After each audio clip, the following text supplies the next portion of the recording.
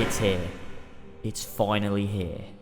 The day has come where video games tremble in fear because the king is here.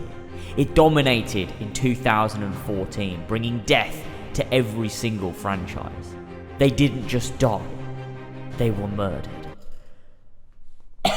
Now, finally, in 2018, 4 years later, we have a game that even rivals and destroys its predecessor.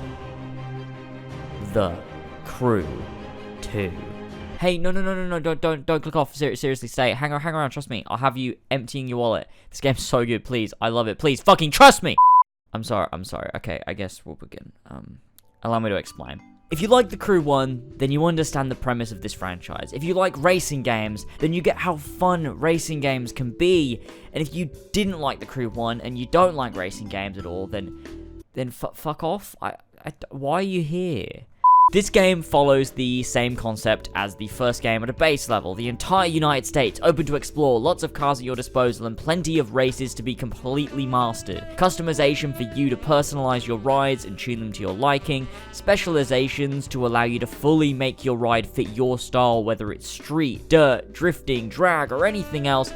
And this time, you have fucking planes, and there's boats, and there's lots of bikes. I know bikes were in the first game, but that was DLC. Now there's so much to do, I don't know where to start. Okay, let's look at the new additions. What exactly has changed from the first game to the second? Well, the map is slightly different. Rather than just being a solid, scaled-down remake of the United States, this time it's the same. However, it feels like the design is just better, not just in each individual race, but the way the world's built. Everything feels it was built for driving in. The roads have plenty of interesting things to do while driving and exploring, and it all feels as though it works together well, which is better than the first game, in which it felt as though you were just driving in a straight line for a while, which although it was still fun to explore, there's just something about this game's world that feels much tighter and more enjoyable to explore.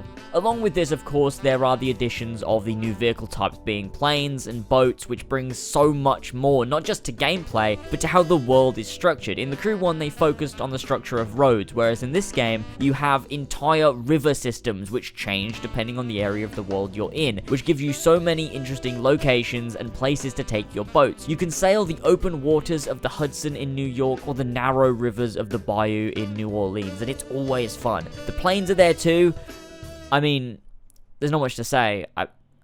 Other than they're fun, you fly around, and the world looks really, really low res when you do it. Fix that, Ubisoft, please. I know you won't, but probably can't.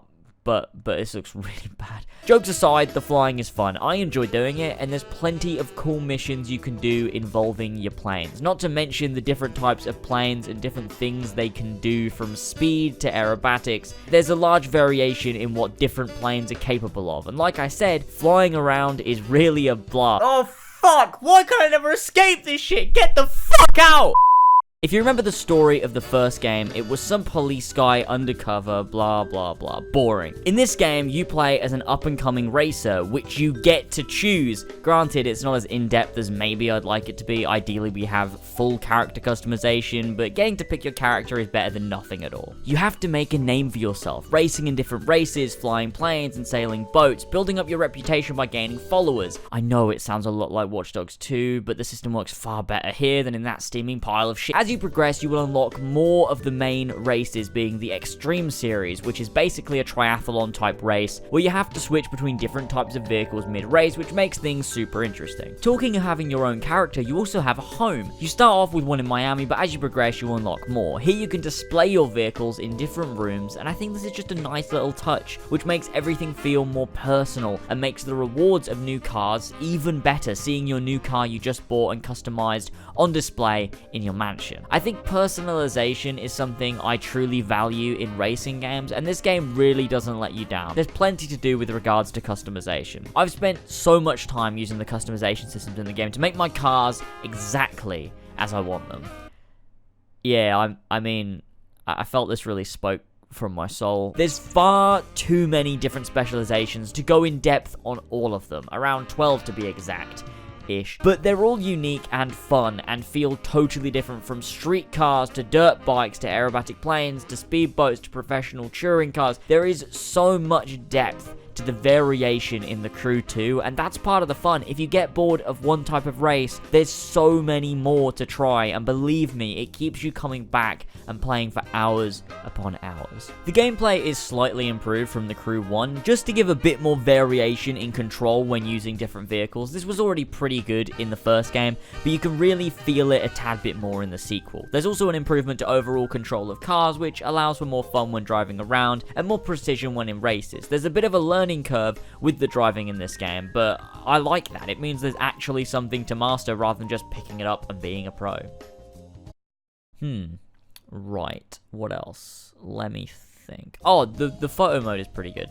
I like the photo mode. I've taken a few pictures and they always look absolutely bloody gorgeous. I'm quite a fan of any photo mode, but honestly, this game may have the best I've ever seen. It allows for so many variables to be changed, and also a theater system to scrub back and find the perfect shot you were looking for. This is really great. Really, really bloody great. And it helps that the game looks absolutely beautiful, especially when playing on the Xbox One X, which is where I've been playing it. Just looking at my list of negatives from the Crew, the first Crew, and I've noticed this game pretty much fixed all of them. The HUD system in this game is tidy, the menus are super easy to navigate, and makes buying vehicles easy as hell since they're all categorized. And now you can even pause the fucking game, so no more struggling to drink mid-race. As for the multiplayer, I mean, this game is always online, but I haven't had a great deal of online races or joined up with friends, but I can tell you it definitely offers a decent amount. The only thing I think we need is the ability to create a crew, like it's in the title. Let me create a crew, like GTA Online, but in the Crew. Let me make a crew in the Crew that friends can join. I almost feel like it's in the game and I've just missed it, because it sounds really stupid to have a persistently online game called The Crew and not allow me to form my own crew. So maybe it's my fault and I missed it. Or maybe it's Ubisoft's fault. And I mean, I'm inclined to go with the latter, but who knows? Who knows? Right. As for any negatives, I mean, this game has none. It's perfect. 10 The Crews out of 10. Thanks for watching. This video might be shorter than usual, but who knows? I haven't finished editing it yet. I just wanted to avoid droning on about things I already mentioned in my original The Crew video, which if you haven't seen, you should. I apologize for no uploads recently. I'm just taking it easy, had a lot to do, and I'm just having a good time rather than just stressing myself over uploading. Think of it as kind of a mini break. Anyways, I'll be back in full swing in a little while. Thanks for supporting me and sticking with me, and thanks to all of the great guys over at Patreon. Your support means so much, as always. And I'll see you all in the next one. Goodbye, gamers.